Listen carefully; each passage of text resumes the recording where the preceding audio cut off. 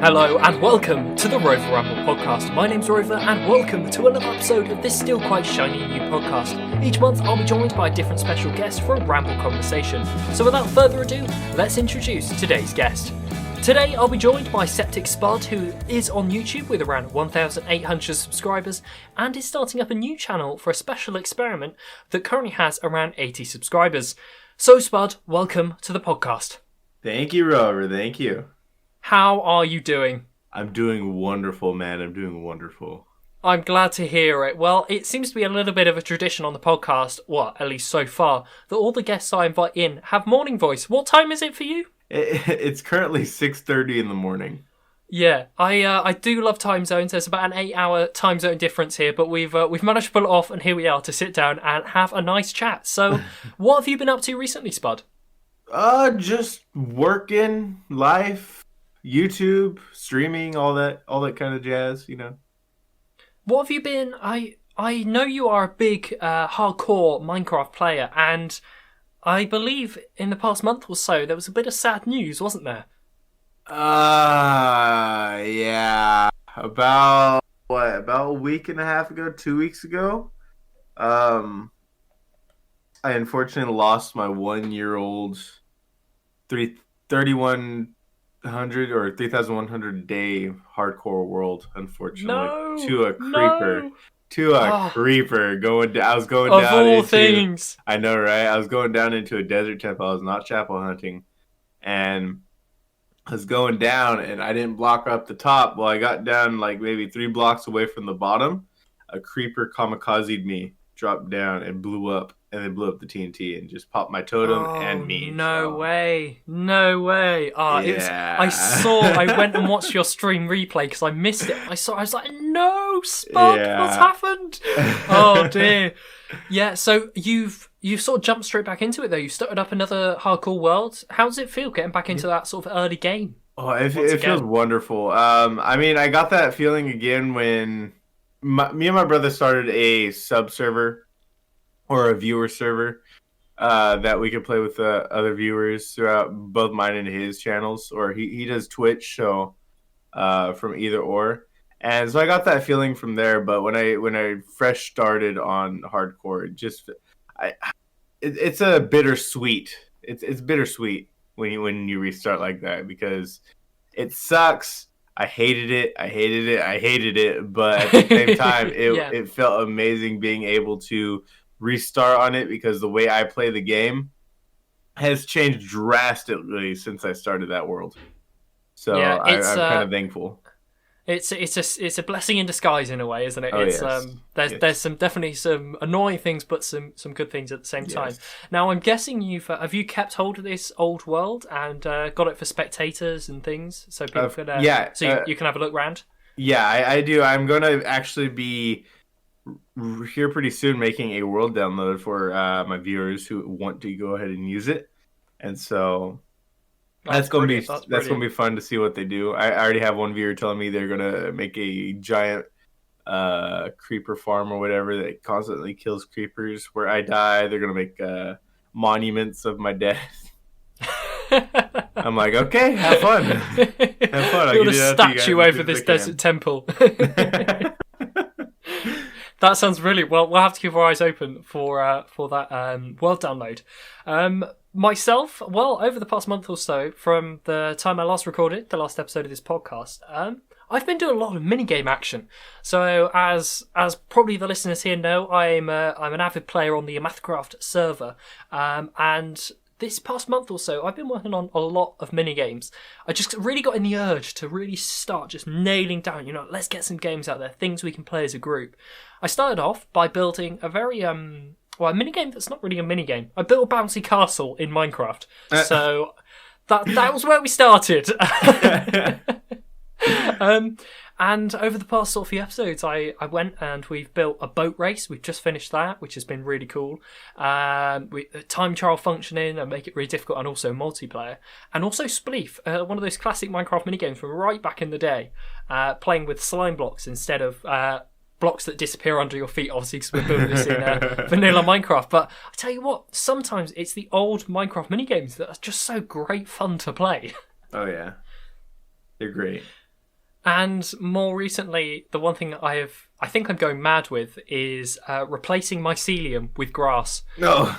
Oh, I think so far I've done about 60,000 mycelium mined. Oof. So I've done that. It's not yeah, fun. I've it's done that. It's not fun. it's a bit of a project and a half.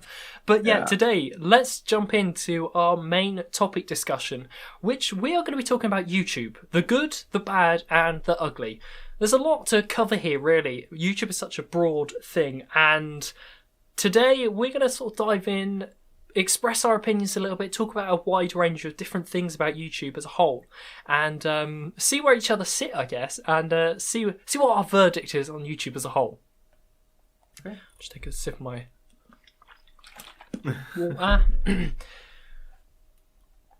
So one of the first things I thought we'd jump in and start talking about is something that's quite recently come to the YouTube platform as a whole, which is YouTube Shorts. These are 1 minute vertical videos, which is interesting considering me and Spud make Minecraft gaming videos, which tend to be landscape portrait videos. So there's some workaround to go on about there. But Spud, how have you found your experience with YouTube Shorts? I know you've done a few.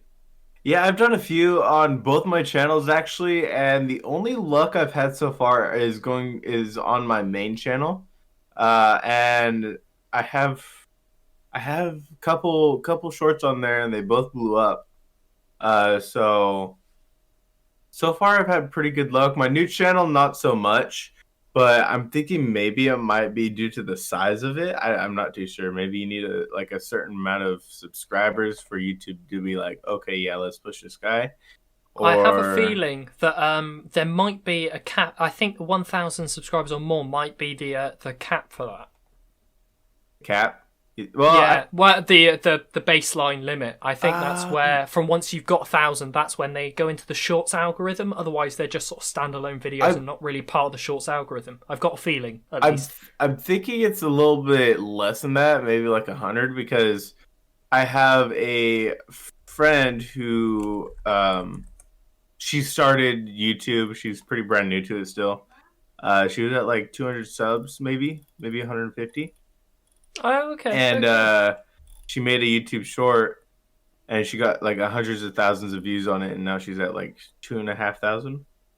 Oh wow, yeah. So, I mean, for me, I saw. I'm part of this group which I mentioned in a previous, the last episode of the podcast, called the Spectrum SMP Hub, and so we got loads of content creators in there, and a few people said, "Wow, these shorts are insane." Oh yes. Oh yeah. You hardly get any views for a few days, and then they blow up. And I was quite skeptical. I was thinking, I don't believe that.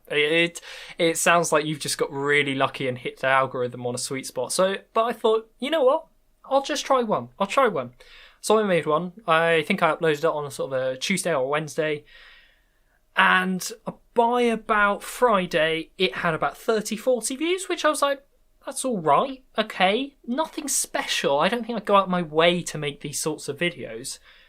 But then, I think it was Saturday evening, I was doing some other bits, and I started receiving loads of notifications. And I checked YouTube Studio, and it had got about 85,000 views within the space of about 3 hours. Oof. It was insane. Absolutely insane. And I still don't really understand, but what I assume that happens is when people sort of scroll through watching these videos, when more and more people start to watch them, it sort of builds up.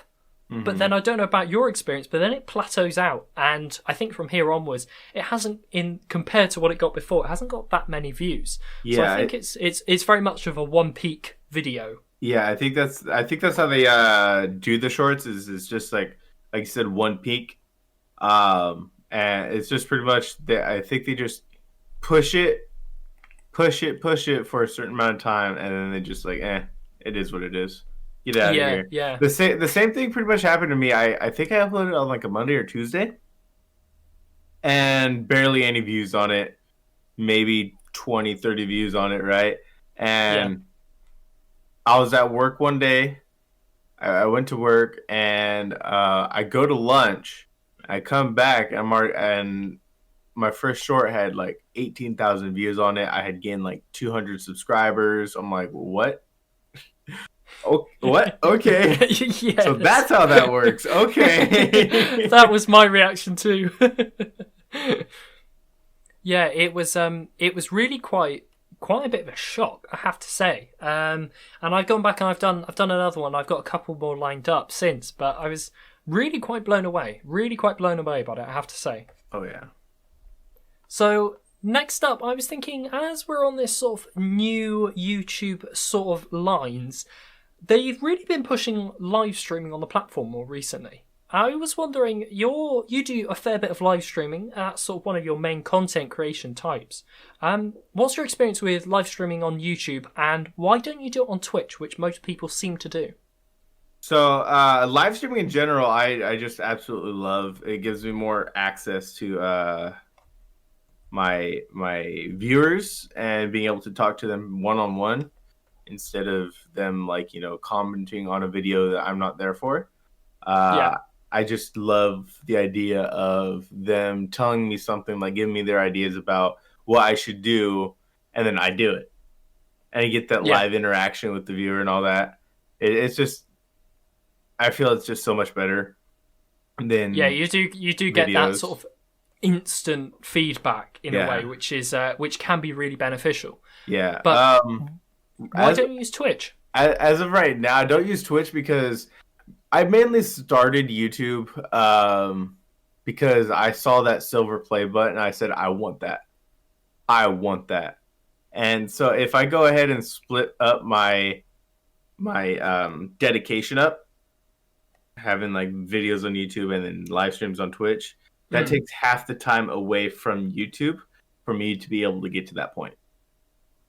Oh, okay. That's interesting. Once I reach that point, then I'll go over to Twitch and start spreading it out, getting the taste on both. I do have a channel over there on Twitch. I used to stream on Twitch like all the time, and then I slowed down. That's where I started my hardcore grind. Okay. Yeah. And so but after thinking about it, I switched back to YouTube. I do have a new channel, as you said before. And I'm pretty much messing with the algorithm. Pretty much, I'm testing out the algorithm. A few buddies of mine that do YouTube as well. They had the same about the same amount of subs, the same size of my original channel, my first channel. Yeah. When they decided to make a new channel, and the YouTube algorithm pretty much goes, okay, your most viewed video here, whatever that type of video is tagged and all that kind of stuff. That's what YouTube's going to push most in your channel. Interesting. That's what they're going to push most. And my most viewed video is a flying machine tutorial. But I'm not a tutorial guy. Yes, I was doing it for fun. I'm not a tutorial guy. I love playing the game. I don't love, just making tutorials for people to watch. I do it. I love doing it, but it's not as much as playing survival itself. Yes, yeah. And so I pretty much made a new channel, and it's strictly hardcore.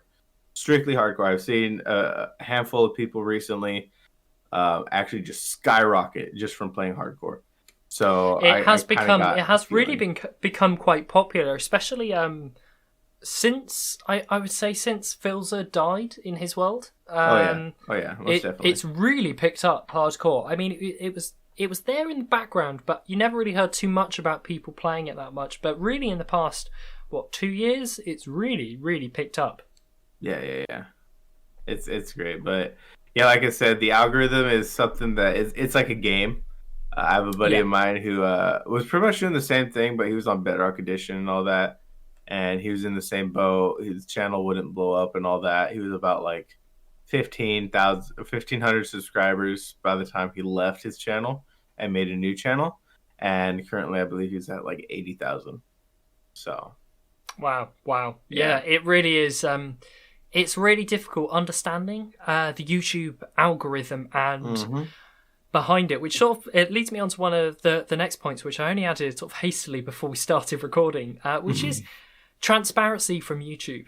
And it's, again, this is quite a broad thing, and this whole topic of the podcast is really quite broad. But transparency from YouTube, there are sort of two categories in a way.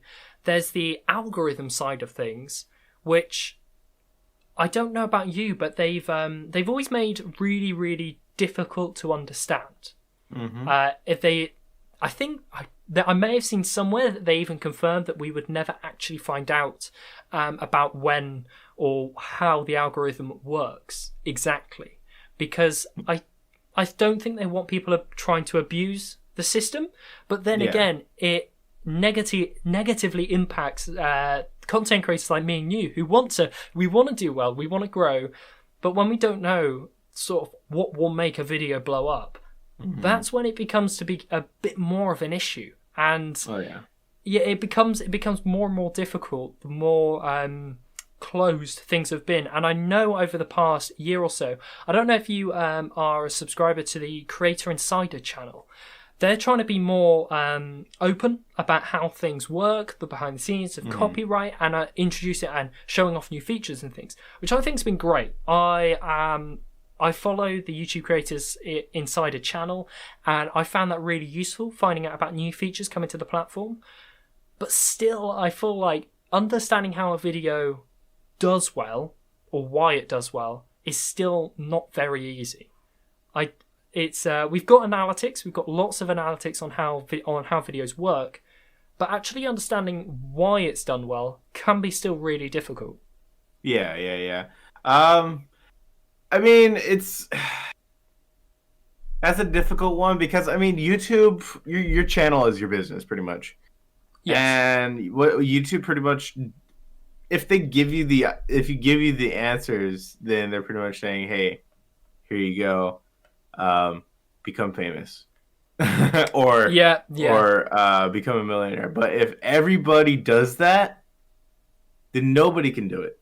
Everybody's just going to lose. And then you'll have all the creative people who actually really, really deserve it. They don't get that chance. So it's just a business thing. If you wanted to start a business, don't expect somebody to tell you everything you need to do. You got to figure it out on your own. Yeah, it's very interesting to look at it in that way, because from our side of the table, we're creators. This is pretty much our hobby. This is what we want to spend our time doing. Mm-hmm. And on the other side of the table, we've got YouTube, which is a business. They need to make a certain amount of money. Yeah, exactly. They want to keep making more money, exactly. And they want to keep growing. So yeah, it's really interesting.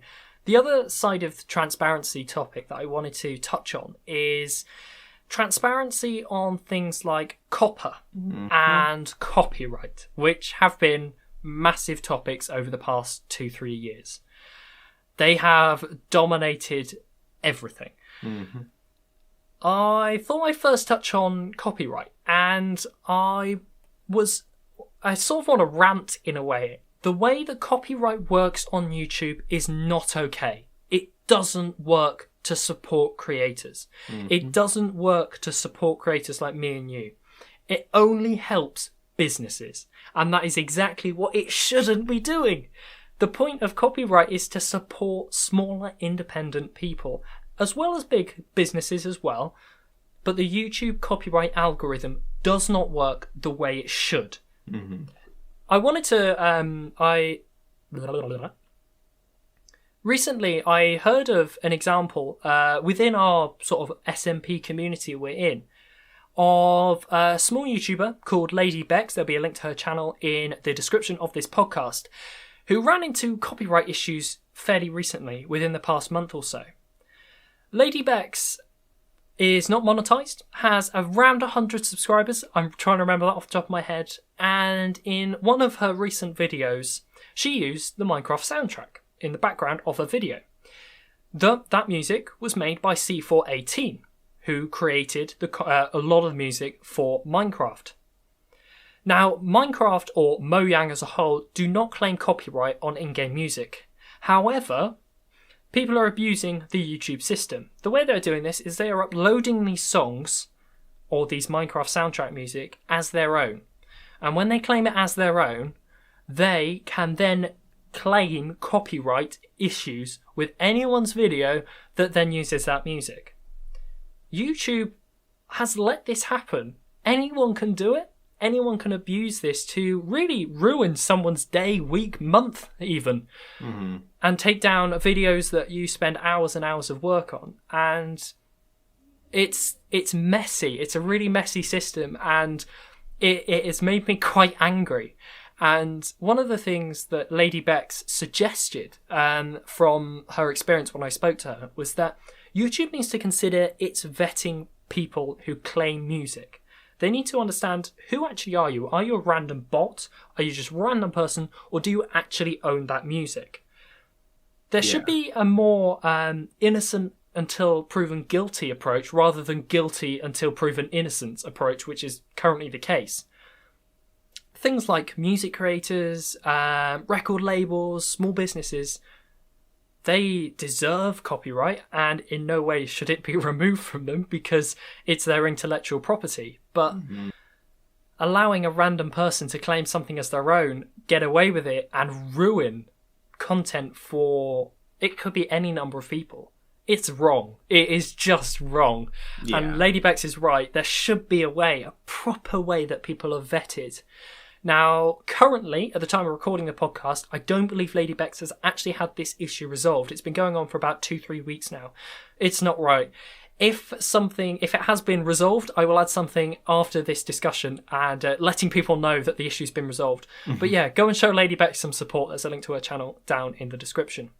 Yeah, copyright is a big thing. I think really, like, all of our eyes really opened up to it, especially after it happened to Mumbo Jumbo. Yes, yeah. Where all of his videos got copyrighted because there's one part in his old intro, that somebody had copyrighted and just destroyed his channel pretty much. Not destroyed it, but like he spent days and days and weeks editing those videos, clipping the intros out, and it was just because somebody did that. So somebody claimed his video, but it wasn't like actually a honest claim.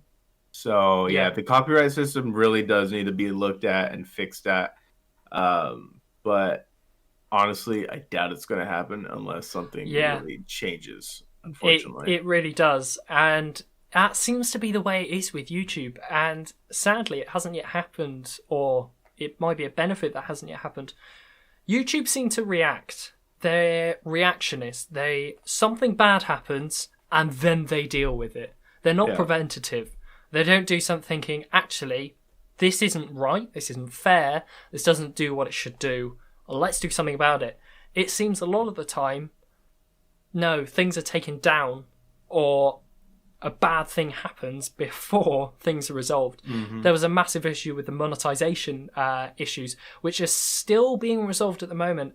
Both myself and you, Spud, we both monetize on our main channels, and recently, when we upload a video, we now have a checklist to fill out if our videos break any sort of monetization rules.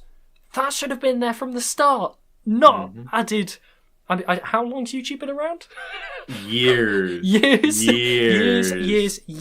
later. It is ridiculous. It should have been added at the start. I mean, it's a great thing we've now got it. It means we can monetize faster. We don't have to leave our video up for a few hours before we have to before we can publish it with adverts. It's good, but it should have been done before. Yeah, it's crazy. The whole Copa situation, however you say it and all that. Yeah, that was a fright fest and a half. Like you said, YouTube really doesn't do anything until something happens. That's Exhibit A, Copa. Yes, they got sued, and they're like, okay, no, we have to do this and mess everybody up. So, for those who don't already know, I will provide links to an article about copper and what it's all about down in the description. But broadly speaking, copper is a law that's being proposed to be introduced to the European Union. Now, you might think this would only affect content creators in the European Union. No, it would affect creators across the entire platform. So it's a pretty big deal because they don't want to sort of segregate the platform into different areas because that makes it harder to work with and harder to grow. It was causing a lot of fuss, and I currently don't know the state of the law. I don't believe it's been passed, but I believe it's still being considered. And I think there was a real big campaign in 2018 called #SaveYourInternet. People, I think even I made a video about it on my channel, and it became a real scare issue. Now, it's hard to pinpoint the issue down on YouTube because they aren't the European Union. They aren't putting this law into place.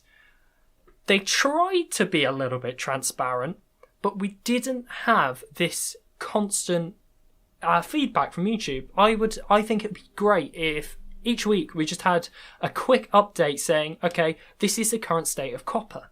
Now, I know more recently they've been introducing things like the Creator Insider channel, and on the YouTube Studio we now have news updates and things like that, but it's still not perfect. And it really wasn't back then, and I think that has been one of the spearheads in trying to convert all of this. We did see, following on from copper, things like we're having to mark our videos as for over 18s or under 18s or can be viewed by anyone. We have seen increases like that. But one of the mad things I remember seeing is a good friend of mine, Vloop, who was on the last episode of the podcast, when this was all going on, and until I think about 6 months ago, Vloop he was unsure of the situation just like everyone else, would in every single title of his video put in not for under 13s. And I think that just demonstrates the confusion. We're not getting clear information passed down as often as we need to be. And that's one of my biggest bugbears. It is the transparency side of YouTube.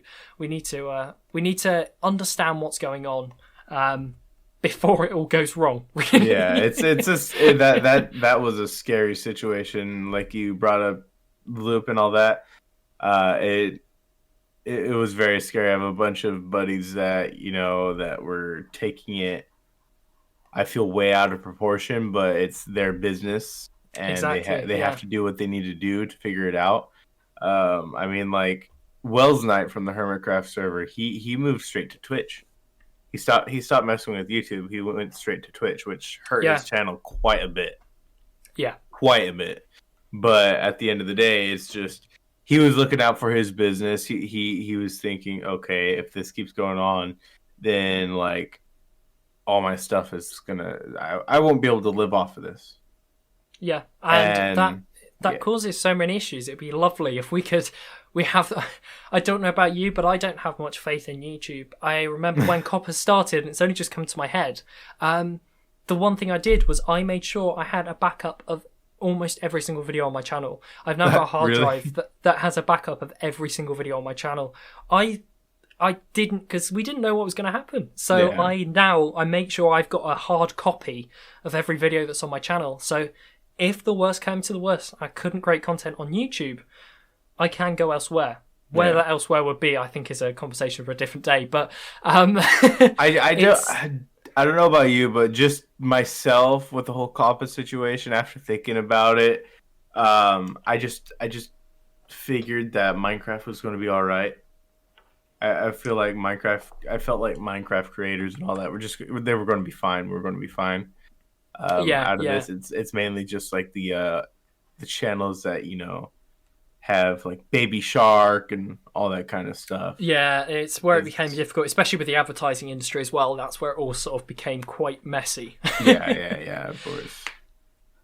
I thought we'd move on and talk about some more generic YouTube topics that are a little bit less ranty, and some things that you brought up when we started noting some things down. Staying motivated and being consistent. What's your story on that? So that's a complicated one again. I've had issues in the past staying motivated and being consistent. Everybody does. Everybody, when they start YouTube, it happens. It gets to them. Being consistent is the most toughest thing, especially when making videos, because you can be planning, okay, I'm gonna upload a video every Tuesday and Thursday. Well, you're making a video, and the project is taking way too long, and you're definitely not going to get a video out. on Tuesday. Yeah. Which really really sucks. That's why I love live streaming, because you really don't have like a schedule. You stream pretty much whenever. But yeah, in the past I've lost motivation myself. I am a big family person, and I love hanging out with family, friends, and all that, getting the personal time in. And I noticed for a while there I would focus a lot on my channel, a lot on gaming, all that kind of stuff. So I wouldn't spend a lot of time with my family, and I noticed my mood changed drastically. And so I took took a huge break from YouTube for a bit there, got my mindset back on track, and figured out, okay, I really need to start working on balancing real life and YouTube life and all that. And I think I found a pretty good middle ground, especially now my whole family moved to Arkansas and I'm like the only one left in California. So I really can't hang out with family, so it doesn't affect me anymore. It does, but it doesn't like it did when they were there. But yeah, so far since like I started YouTube, the way I do YouTube, or I split IRL and YouTube up, it has changed drastically. Yeah, so. And I think it's one of those things that is, you have to learn and find your own way of doing it. I think everyone's way of splitting up personal life and their YouTube personality as a whole is different. I mean, I think everyone will have those different things they will do to you have to find a balance. Without a balance, like you said, you will fall down one route and it won't be great. And everybody does it. Everybody does it. Don't think you're alone. If you're a brand new content creator and all that, and that happens, don't think you're alone. It happens to everybody. It happens to everybody. We have all been there. What I found myself I'll do is about once a year, I take a month where I completely slow down on videos. I won't fully stop, but I'll slow down. And that has really helped me. Just having this real slowdown while maybe things are kicking off in the world or other big things are going on in my life. By slowing down but not stopping, it's still there, but I can then easily sort of build it back up. But then again, like we said, sometimes people need to take big solid breaks, turn off, switch off completely, because that's what they need. And it's one of those things, you just got to experiment and find out what works for you. But I'd always... Taking breaks, it's very important. Yeah, taking breaks is the most important thing that you need to focus on, because I mean, you go to work, right? If you're an adult, you go to work 5 days out of the week, but you still have that break period of the 2 days that you're off. That's your weekend. YouTube is pretty much, even if you're not monetized and all that, it's a job. It could be stressful. It could just mess with your head so much, so you need that break. 2 days out of the week, take a break. Exactly. And finding that time, I think that's the one most important thing about YouTube. I think overall is if you're doing it, you need to take breaks when it works for you and how it works for you. But it's finding that out. The only way you can do it is trial and error. That is the only way about it. It's still not perfect on my end. I'm still learning stuff. I'm still getting used to it. I don't know about you. But definitely. There are times where I'll be like, okay, I need to take like a week break from streaming and all that. Go to my friend's house, hang out, have some fun, and then come back stronger than ever. Yeah, so. And that's one of the things one of the reasons I prefer videos over live streaming is I don't have to sit down for 3 hours and stream. I can decide, well, I'm making a video that's going to release on, say, Friday, and I've got a week and a half to work on it.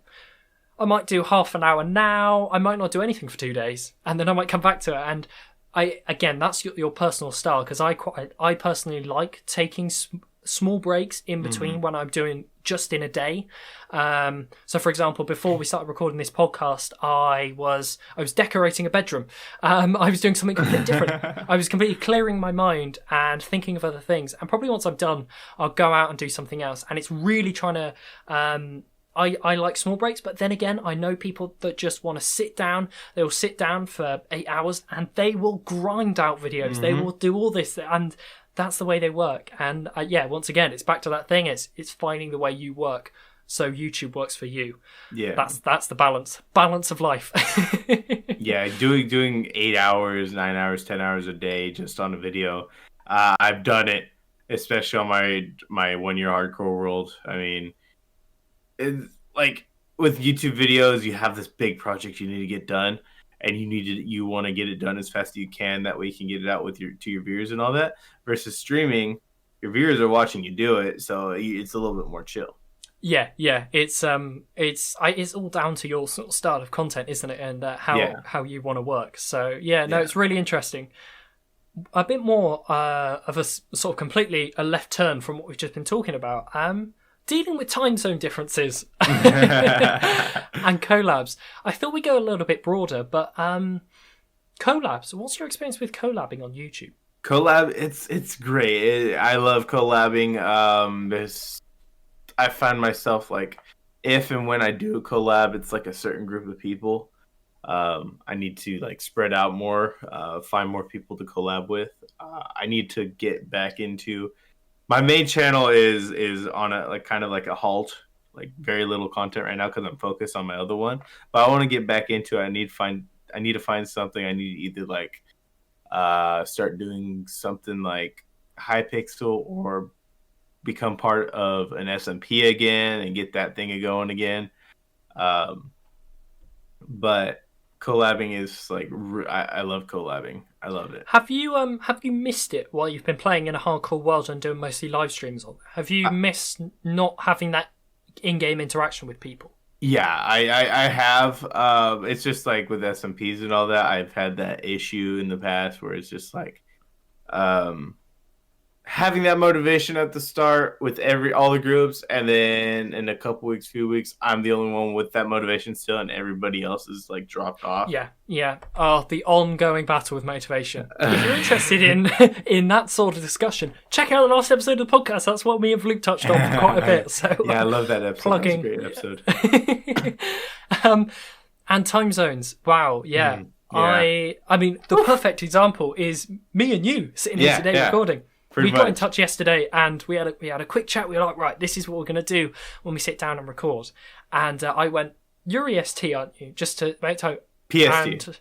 And yeah, you turned around and went, no, I'm PST. And I went, oh. There's 3 more hours to that, my guy. There's 3 more hours to that. There is an 8-hour time zone difference, and it completely threw me. Because I've now got into the headspace where I can quite easily convert between EST and whatever time zone I'm in, if I'm in GMT or BST. Yeah. I can flip quite easy. I sort of understand what roughly time of the day is, even if I don't do the direct conversion. But then when you get someone else, and I forgot how annoying time zones are. They really are annoying, aren't they? Very much so. I have a couple of buddies that I also co-host another podcast with that live in the UK. One's in Scotland, one's in England, but it's the same time zone, really. Yeah. And so when we go to do a podcast, it's pretty much like this: early morning for me, afternoon for them, doing a podcast. And that's always fun. I have the biggest struggle was when I was in charge of an SMP called Lunacraft, and I had it was myself. A couple other, Americans. It had Vloop, had Zebruce, and we had an Australian gentleman a part of that series. And he's like 16 hours ahead or something like that of me. Yeah. And trying to just for all of us to be there, to be able to do one little thing. You know how difficult it was just to make the intro for the series? That was crazy doing that. That was crazy. And then the dragon fight, doing the collab for the dragon fight. I don't know. Yeah. I love my Aussies, but I don't know about doing any collabs with them because that was a struggle. That It was a really has struggle, been. but Really has been. Yeah. I always find myself in, especially when I'm working with the East Coast Americans. I think mostly the guys I work with on a Mathacraft, the way we tend to vibe is it'll be about 3-4 o'clock UK time and then about 10-11 o'clock American time. And obviously it's obviously person dependent on what their sort of day-to-day life is like, but yeah. trying to schedule things in is always a real challenge. Currently, as part of the Spectrum Hub, I'm probably not allowed to say this, but I'm going to sit here and break all the rules. We're currently in the process of organising a big cross SMP UHC, which will be insane because we will have 11 or 12 SMPs playing a UHC together. Problem is time zones, because once again, what you tend to find is the different servers will have most of their player base from a certain place. We've got some from Northern Europe, whereas we got America, we've got Asia, we've got all over the place. And it's always a real challenge. I think sometimes you have to be quite blunt and say, this is the time we are doing it. If you can be there, be there. If you can't, I'm sorry, but we have to stick with it. It's trying to find that sweet spot, which can be quite hard to find sometimes. We that's near the end of the series. That's how it was. It was just like, if you can be there, great. If you can't, sorry. We'll try again with you a different time. But for now, this is what we're doing. It's one of those things. Now, one thing that I have seen a lot of creators our size using is a plugin that you plug in, or a plugin on YouTube called TubeBuddy. Spud, do you use this or do you not? Of course I use it. What? Now, I am interested because about 2-3 weeks ago, I saw loads of. I keep seeing things on Twitter of people posting they give certificates, don't they? Once you've done stuff, and I saw that and I thought, what's all the hype about? A bit like the shorts thing. I thought, well, you know what? I'll try it out. I've downloaded it or installed it, and I've got it on, and I don't know what to make of it. Why do you use TubeBuddy? That's my question for you. Well, I mean, if you look at it, it gives you some analytics on the side of it. Like when you go into YouTube Studio, it'll tell you how good your tags are. Like it'll tell you the analytics of that video before you even publish it, and how good the tags are to be successful. But also it just helps you out. Like you can go to these videos, these like tutorials or types of videos that you're making, the same kind, and you can go find like a smaller YouTuber whose video has hundreds of thousands of views. And when you click on that video on the side, it'll tell you all the tags that they used to be that successful. That's interesting. Yeah. It's to help you out, really. I found my one annoyance with it at the moment, and I don't know if this is me, and I might need to go through what plugins I've got enabled, that sort of thing. I find it really slows the YouTube Studio down. I find it really quite slow. Really? Yeah, it's not ridiculously slow, but it's a little bit too slow, I find, and that could be a mixture of all things. That could be internet, that could be I've got other plugins enabled which are conflicting with it, but I don't know. It seems to be one of those things that just. That's my one annoyance with it so far. But I'm going to keep experimenting with it because I have seen some things that I really do quite like on it, I have to say. Maybe it's just that I've been using it since I started on PC YouTube instead of like PS4. I've been using it since like I pretty much started. So maybe it's just me not noticing it. But at the same time, I don't feel like it's that big a deal. Like like even tell you, like one of the analytics I'm looking at right now, it tells you demonetization audit, and it'll tell you whether there's a reason why you might get demonetized and all that. And it says like for me on this one, no warnings, so we're good there. That I have found very useful, I have to say. When uploading things like snapshot videos, which have no reason to be demonetized. But having that super quick check that will just run through and find out if there's anything wrong. That has been really useful, I have to admit. That has been really good. I So need yeah, to correct myself on the how I was talking about how it tells you like the tag count, the tag volume, how good your tags are going to do on that video. It's actually okay. vidIQ is going to be doing that, not TubeBuddy. Oh, okay, okay, So, interesting. but Well, TubeBuddy well, shows you the tags still on other people's channels that you can use. yeah, yeah, very interesting. So Spud, I have one more question for you. Uh huh. Who are your inspirations for the way you play Minecraft? So we're sort of away from YouTube a little bit, but the way you play the game, who inspires you? So currently, like it's a group of people. Like I said, I'm a hardcore player. I started hardcore because a buddy of mine, the Australian that was always difficult to collab with, he was telling me, "Hey, we're gonna do this challenge, HCMC 100, where we complete the hardcore world with 100% of the achievements." And so I started getting into that, and then I started watching this Twitch streamer called John Bams. He does completely purely hardcore, and he got me so motivated, and he inspired me so much on playing hardcore and how to play it and all that. So he was my main inspiration. And you got Philza, you got this other people and all that. But right now, my main ones are there's this guy. His YouTube channel is called Looney. I found him when he was about 7,000 subscribers, and this was Okay. maybe 3, 4, 5 months ago, right? And I was watching. It is a hardcore series, great hardcore world, really great. And he blew up, and now he's at like 150,000. I'm like, well, what the heck? But just watching his streams, he's a streamer. He's not a Yeah. YouTube video like a YouTube video maker. He's a streamer. He makes videos though. Um, but he's one of them. There's another guy who streams on Twitch and then posts videos of edited clips and all that on YouTube called Switchback Manga, and it's pretty much the same thing, just hardcore. And I just like I said when I was explaining starting a new world, getting that refreshment. The way I play the game has changed drastically. And I pretty much combine myself the way they play their game.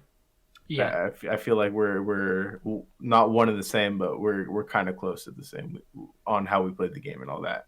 So It is those, interesting, yeah, how people bring on different. You sort of you adapt to the way things are going as a whole of different yeah, people. You sort of adapt to these different trends, which is really interesting. Yeah, I'm not. I was just having a think while you were talking about myself, and I'm not too sure. I have to admit, I am still a fairly big fan of the Hermitcraft SMP group. They're a great hmm group. They create some awesome content. As of recently, I guess my personal taste is shifting.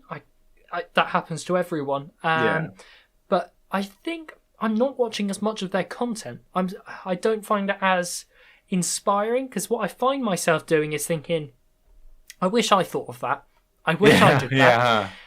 And that doesn't help. So I'm trying to find sort of other ways, and actually through other games. One of the Biffa, who is actually a member of the Hermitcraft group but doesn't play on there, plays City Skylines a lot, and I Uh, love his videos. He is great at making these videos, and I just try to sometimes nab small little bits of things people do, just to add into my own mix of the Rover way. yeah. When I first met you, I was getting like a kind of like a Doc M vibe. Um, maybe That's like interesting. I've never thought about it like that.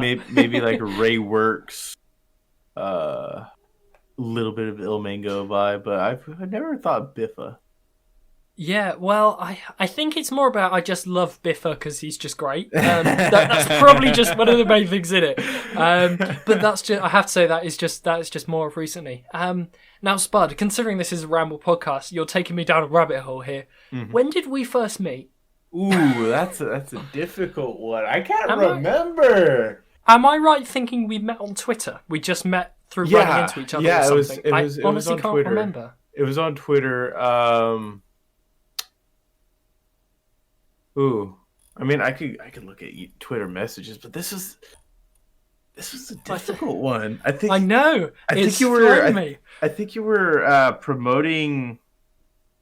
You were promoting something, and somebody I was following retweeted it and all that. And so I saw your tweet, and I went to go check out your channel, and I was like, "Yo, this guy's cool. This guy's cool." So yeah. I think I DM'd you, and I was like, "Yo, dude." Yeah, good? we've we've sort of been talking on and off for quite a while now, haven't we? I think since all the way back since 2019 or so. Yeah, which was 2 years ago.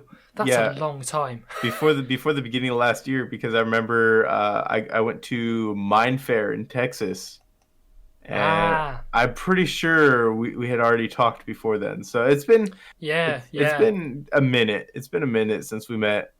We don't have that close relationship where it's like we talk constantly, but what we do like we're just right on point. Like, how you doing, buddy? What's going on? And we just talk like we there's nothing changed really. So I slide into your streams every so often when I can catch them, and it's always great fun. Love watching your snapshot videos too. Quick and concise. That's what we get. Well, Spud, it has been an absolute pleasure having you on the podcast. Thank you so much. Thank you. Now, one of the things I'm asking every person who's been on the podcast to do is rate your experience out of 5. How has it been? Of course, a 5, my guy. Of course. We're on a 5. We're 5 so far. We've got 100% average. 2 out of 2. Let's go, buddy. Let's go. I'm pleased with that. I'm pleased. Hopefully, we'll have to keep on this track before I get someone on who just wants to annoy me and say one. But I know it will happen. It will happen at some point. Eventually. So, Spud, where can we find out a bit more about you on YouTube and Twitter and such? You guys could go check out my hardcore channel, SepticSpud HC. That's where I stream almost every day, hardcore. So if you're interested in hardcore players and all that, I'm over here. And then Twitter @SpudSeptic. Yes, I know it's backwards, but SepticSpud was taken, and I didn't want to put that as my name. So sad. So somebody who has like 3 followers who isn't active has my name. It's like. And their actual name, so you have your handle, and you got your actual name. They don't match up for him. His name is like Column.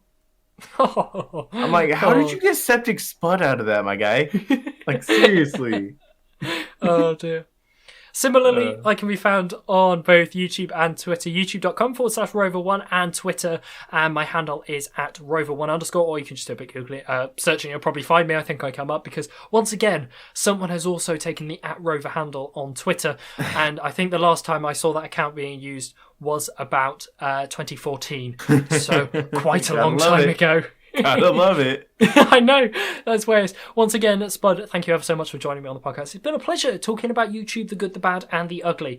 And I'll have to have you back on the podcast to talk about some other ramblings at some point soon. Thank you ever so much. Thank you, man. Support the podcast by following and sharing to your friends. Do you have someone else who is a content creator? Send them this podcast. Maybe they'd like to listen, or drop us a message, and we'd love to hear your feedback from this episode of the podcast. That's all for today. Thank you ever so much for listening. We'll see you in the next one. Goodbye. Bye.